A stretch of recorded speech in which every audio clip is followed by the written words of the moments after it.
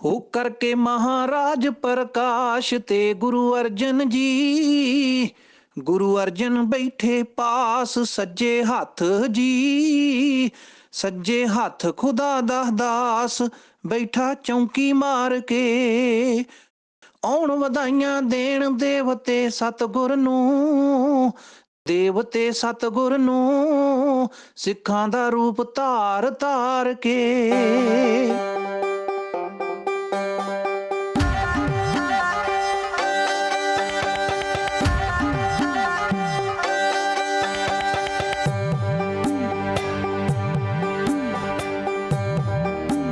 सन 1704 6 ਅਤੇ 7 ਪੋਹ ਵਿਚਲੀ ਠੰਡੀ ਰਾਤ ਮੁਗਲ ਫੌਜਾਂ ਨੇ ਚਾਰੇ ਪਾਸਿਓਂ ਘੇਰਾ ਪਾ ਲਿਆ ਤਾਂ ਸ਼੍ਰੀ ਗੁਰੂ ਗੋਬਿੰਦ ਸਿੰਘ ਜੀ ਨੇ ਆਪਣੇ ਪਰਿਵਾਰ ਅਤੇ ਸਿੰਘਾਂ ਸਮੇਤ ਕਿਲ੍ਹਾ ਆਨੰਦਗੜ੍ਹ ਸਾਹਿਬ ਛੱਡਿਆ। ਇਹ ਕਿਲ੍ਹਾ ਛੱਡਣਾ ਕੋਈ ਮਜਬੂਰੀ ਨਹੀਂ ਸੀ, ਸਗੋਂ ਉਸ ਅਕਾਲ ਪੁਰਖ ਹੁਕਮ ਸੀ। ਵਸਦੇ ਆਨੰਦਪੁਰ ਨੂੰ ਛੱਡ ਚੱਲਿਆ ਕਲਗੀਆਂ ਵਾਲਾ। ਵਸਦੇ ਆਨੰਦਪੁਰ ਨੂੰ ਛੱਡ ਚੱਲਿਆ ਕਲਗੀਆਂ ਵਾਲਾ। ਹਿੰਦ ਉਤੋਂ ਹੀਰੇ ਵਾਰ ਕੇ ਉਹ ਜਾਂਦਾ ਹਿੰਦ ਦਾ ਰਖਵਾਲਾ। ਵਸਦੇ ਆਨੰਦਪੁਰ ਨੂੰ ਛੱਡ ਚੱਲਿਆ ਕਲਗੀਆਂ ਵਾਲਾ। ਆਖਰ ਉਹ ਘੜੀ ਆਣ ਪੁੱਜੀ ਜਦ ਗੁਰੂ ਸਾਹਿਬ ਨੇ ਆਨੰਦਪੁਰੀ ਨੂੰ ਛੱਡਣ ਦਾ ਫੈਸਲਾ ਕੀਤਾ।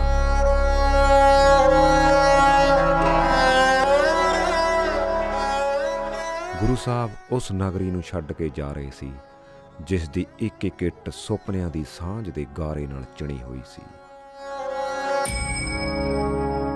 ਮਨੁੱਖਤਾ ਦੀ ਮੁਹੱਬਤ ਦੇ ਦਰਿਆ 'ਚ ਉਸ ਦਿਨ ਅਰਮਾਨਾਂ ਦੀ ਕੋਈ ਕਾਂਗ ਉੱਠੀ ਹੋਈ ਸੀ। ਜਗ ਦੀਆਂ ਮਸ਼ਾਲਾਂ ਤੇ ਗੁਰੂ ਕੇ ਸਿੰਘਾਂ ਦੇ ਮੱਥੇ ਤੇ ਚੌਮੁਖੀਏ ਦੀਵੇ ਵਾਂਗ ਬਲਦੇ ਦੇਗ ਤੇਗ ਫਤਿਹ ਦੇ ਜੈਕਾਰੇ ਉਸ ਰਾਤ ਨੂੰ ਸਦੀਆਂ ਦੇ ਚਾਨਣ ਨਾਲ ਭਰ ਰਹੇ ਸੀ। ਆਏ ਗਏ ਜਗ ਤੇ ਤੁਮਰੇ ਤਬ ਤੇ ਕੋ ਆਖ ਤਰੇ ਨਹੀਂ ਆਨਿਓ।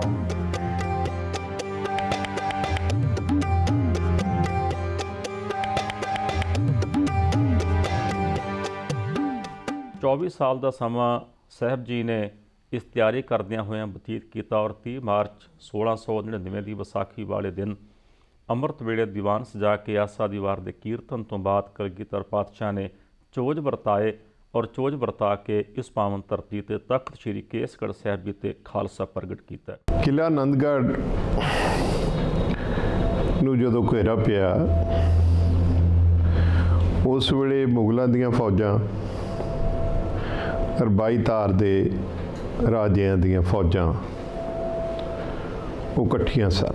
ਇੱਥੇ ਕਲਗੀਧਰ ਪਿਤਾ ਜੀ ਦੇ 3 ਸਾਹਿਬਜ਼ਾਦਿਆਂ ਦਾ ਜਨਮ ਹੋਇਆ ਔਰ ਇਸੇ ਘਰ ਦੇ ਅੰਦਰ ਹੀ ਉਹ ਪਲੇ ਖੇਡਦੇ ਰਹੇ ਤੇ ਇੱਥੇ ਹੀ ਮਿਰਦ ਮਾਤਾ ਗੁਜਰ ਕੌਰ ਜੀ, ਮਾਤਾ ਸੁੰਦਰ ਕੌਰ ਜੀ, ਮਾਤਾ ਅਜੀਤ ਕੌਰ ਜੀ, ਮਾਤਾ ਸਾਹਿਬ ਕੌਰ ਜੀ ਉਹ ਇਸ ਘਰ ਦੇ ਵਿੱਚ ਰਹਿੰਦੇ ਰਹੇ।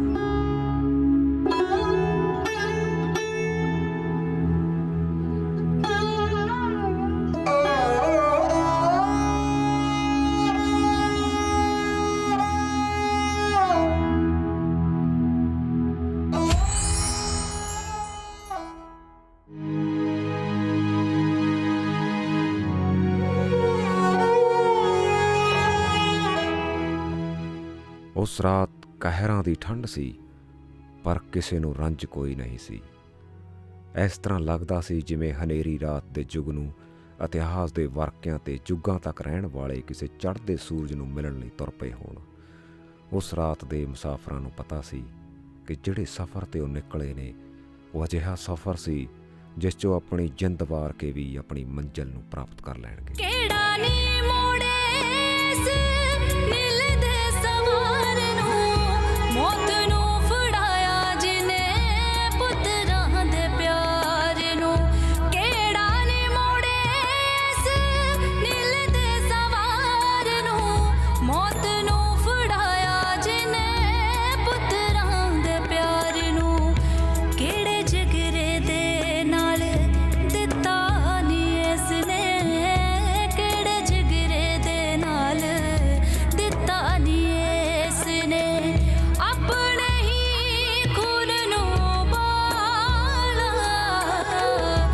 ਧੰਨ ਗੁਰੂ ਗੋਬਿੰਦ ਸਿੰਘ ਮਹਾਰਾਜ ਜੀ ਨੇ ਆਨੰਦਪੁਰ ਸਾਹਿਬ ਦੀ ਇਸ ਸਰਜ਼ਮੀਨ ਦੇ ਉੱਪਰ ਰਹਿ ਕਰਕੇ ਜਿੱਥੇ ਖਾਲਸੇ ਦੀ ਸਾਜਨਾ ਕੀਤੀ ਉੱਥੇ ਰਣਜੀਤ ਨਗਾਰਾ ਬਣਾਇਆ। ਇੱਕ ਰੂਹ ਨੇ ਜਨਮ ਲਿਆ ਜਿਸ ਨੂੰ ਅਸੀਂ ਕਹਿੰਦੇ ਦਸ਼ਮ ਪਿਤਾ ਗੁਰੂ ਗੋਬਿੰਦ ਸਿੰਘ, ਜਿਸ ਨੇ ਸਭ ਤੋਂ ਪਹਿਲਾਂ ਮਨੁ ਸਮ੍ਰਿਤੀ ਦੇ ਸਿਧਾਂਤ ਨੂੰ ਇੱਕ ਪਾਸੇ ਰੱਖਿਆ, ਮਨੁ ਸਮ੍ਰਿਤੀ ਨੂੰ ਲਾਂਭੇ ਕੀਤਾ ਤੇ ਅੰਮ੍ਰਿਤ ਛਕਾਇਆ ਪਹਿਲੋਂ ਦਲਿਤਾਂ ਨੂੰ, ਫਿਰ ਉਹਨਾਂ ਦੇ ਹੱਥ ਨਾਲ ਆਪ ਛਕਿਆ, ਇੱਕ ਬੜੀ ਲੀਹ ਨੂੰ ਤੋੜਿਆ। ਕਲਗੀਧਰ ਪਾਤਸ਼ਾਹ ਨੇ ਇੱਕ ਨਵਾਂ ਪੰਥ ਰਚਿਆ, ਜਿਸ ਬਾਰੇ ਸਤਿਗੁਰਾਂ ਨੇ ਆਪ ਵੀ ਬਚਨ ਕੀਤਾ ਹੈ ਕਿ ਖਾਲਸਾ ਅਕਾਲ ਪੁਰਖ ਕੀ ਫੌਜ, ਪ੍ਰਗਟਿਓ ਖਾਲਸਾ ਪਰਮਾਤਮ ਕੀ ਮੌਜ।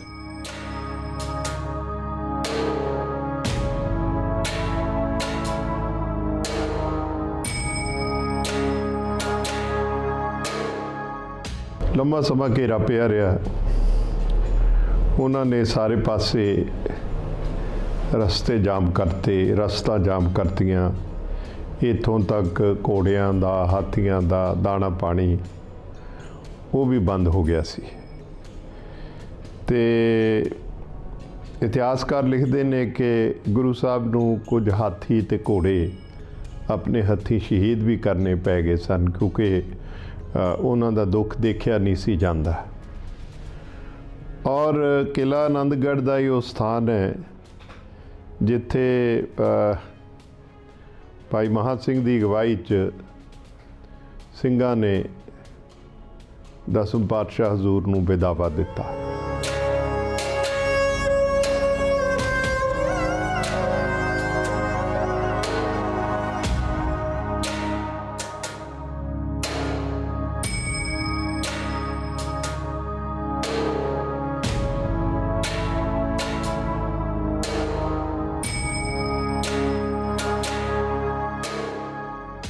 युद्ध नीति के तौर पर किला खाली करना चाहिए। इस दौरान जो विच मिलवरतनीय सन उन्होंने मुगल फौजां वालों और पहाड़ी राजियां वालों गुरु साहब दे नाल एक अहदनामा किया। एक थाल दे विच कुरान शरीफ रखी, एक थाल दे विच आटे दी गऊ बना के ये अहद किया कि तुहानू सेफ पैसेज दिता जाएगा। जदों तुसी आनंदपुर साहब छड्ड के जाओगे, किला आनंदगढ़ छड्डोगे तो तुहाडे ते हमला नहीं किया जाएगा। ये विश्वास तो बाद गुरु साहब ने फैसला लिया। लेकिन जो ही आनंदपुर साहब गुरु साहब ने छड्डिया, उस वेले कुरान दियाँ कसमां, गऊ दियाँ कसमां पहाड़ी राजियां मुगलों ने तोड़ दित्तियां ते चारे पासियों जिहड़ियां फौजां लुकियां होईयां सन उन्होंने हमला कर दिता। ਉਹਦੀ ਚੰਡੀ ਨੇ ਕਈ ਹਜ਼ਾਰ ਮੋਛੇ ਕਿਤੇ ਦੁਸ਼ਮਣਾਂ ਦੇ ਪਹਿਲੀ ਚਾਤ ਅੰਦਰ। ਫਿਰ ਗੁਰੂ ਸਾਹਿਬ ਆਪਣੇ ਪਰਿਵਾਰ ਤੇ ਸਿੰਘਾਂ ਨਾਲ ਸਰਸਾ ਨਦੀ ਦੇ ਕੰਢੇ ਆਣ ਪੁੱਜੇ। ਇੱਥੇ ਪੁੱਜ ਕੇ ਗੁਰੂ ਸਾਹਿਬ ਨੇ ਕੀਰਤਨ ਕੀਤਾ, ਕਿਉਂਕਿ ਉਹ ਜਾਣਦੇ ਸਨ ਕਿ ਜੰਗ ਸਰੀਰਾਂ ਤੋਂ ਵੀ ਵੱਧ ਸ਼ਬਦਾਂ ਦੀ ਖੇਡ ਹੁੰਦੀ ਹੈ। ਰੂਹ ਚੋਂ ਨਿਕਲੇ ਹੋਏ ਚੜ੍ਹਦੀ ਕਲਾ ਵਾਲੇ ਸ਼ਬਦਾਂ ਨੂੰ ਜਦ ਬ੍ਰਹਿਮੰਡ ਦੀ ਅਗੰਮੀ ਤਾਕਤ ਆਪਣੇ ਕਲਾਵੇ ਵਿੱਚ ਲੈ ਕੇ ਤਾਲ ਦਿੰਦੀ ਹੈ ਤਾਂ ਨਿਮਾਣੇ ਨਤਾਣੇ ਉਸੇ ਤਖਤ ਦੇ ਮਾਲਕ ਜਾ ਬਣਦੇ ਨੇ, ਜਿਸ ਦੇ ਪਾਵਿਆਂ ਦਾ ਸੇਕ ਕਦੇ ਉਹਨਾਂ ਦੇ ਪਿੰਡੇ ਲੂੰਹਦਾ ਰਿਹਾ।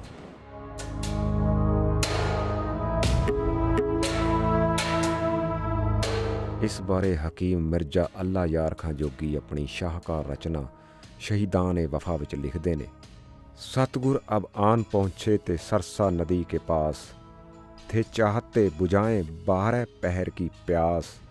इश्नान करके और बदल के नया लिबास, वाहिगुरु का नाम जपें और करें सपास। जप जी का जाप इस घड़ी करना जरूर था, पढ़ के गुरु ग्रंथ और बढ़ाना सरूर था।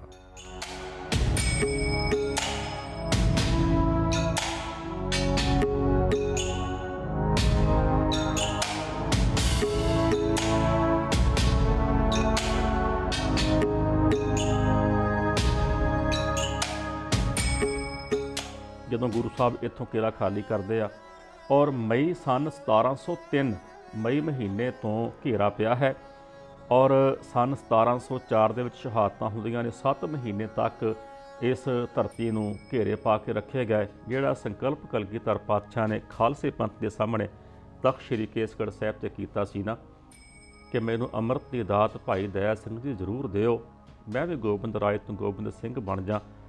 ਤੇ ਭਾਈ ਦਇਆ ਸਿੰਘ ਹੋਰਾਂ ਨੇ ਬਚਨ ਕੀਤਾ ਸੀ, ਮਹਾਰਾਜ ਅਸੀਂ ਤੇ ਤੁਹਾਡੇ ਕੋਲੋਂ ਅੰਮ੍ਰਿਤ ਦੀ ਦਾਤ ਸੀਸ ਭੇਟ ਕਰਕੇ ਲਈ ਹੈ, ਤੁਸੀਂ ਕੀ ਭੇਟ ਕਰੋਗੇ? ਤੇ ਮਹਾਰਾਜ ਕਹਿਣ ਲੱਗੇ ਕਿ ਮੇਰਾ ਵੀ ਸੀਸ ਹਾਜ਼ਰ ਹੈ। ਭਾਈ ਦਇਆ ਸਿੰਘ ਕਹਿਣ ਲੱਗੇ, ਮਹਾਰਾਜ ਤੁਸੀਂ ਵੀ ਇੱਕ ਸਿਰ ਦਿਓ ਤੇ ਅਸੀਂ ਵੀ ਇੱਕ ਸਿਰ ਦਈਏ, ਤੁਹਾਡੇ ਤੇ ਸਾਡੇ ਵਿੱਚ ਕੀ ਫਰਕ ਹੈ?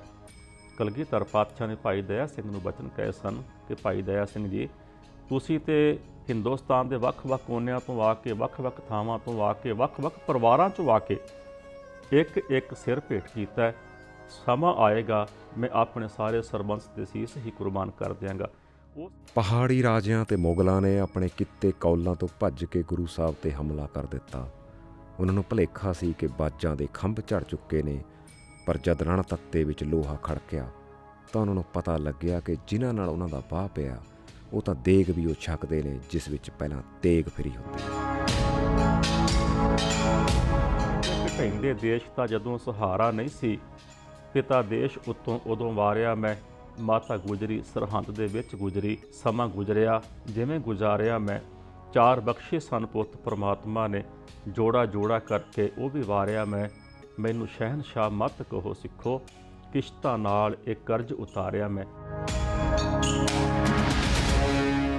ਉਸ ਸਮੇਂ ਬਾਰੇ ਹਕੀਮ ਅੱਲਾ ਯਾਰ ਖਾਂ ਜੋਗੀ ਲਿਖਦੇ ਨੇ, बदबख्तों ने जो वादा किया था बिसर गए, ना मर्द कौल करके ज़बां से मुकर गए, गोविंद सिंह के शेर भी फ़ौरन बिफर गए, तलवारें सूत सूत के रन में उतर गए, मैदान को एक आन में चौरंग कर दिया, रुस्तम भी आया सामने तो दंग कर दिया।